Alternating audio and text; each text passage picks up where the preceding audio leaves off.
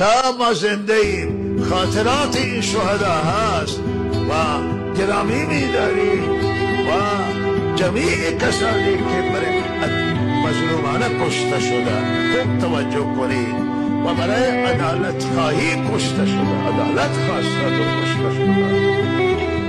آزادی لازم را خواستند و کشته شده، عدالت خواستند کشته شدند در راه حق و لحظه اینها را ما گرامی می‌داریم و ادای احترام می‌کنیم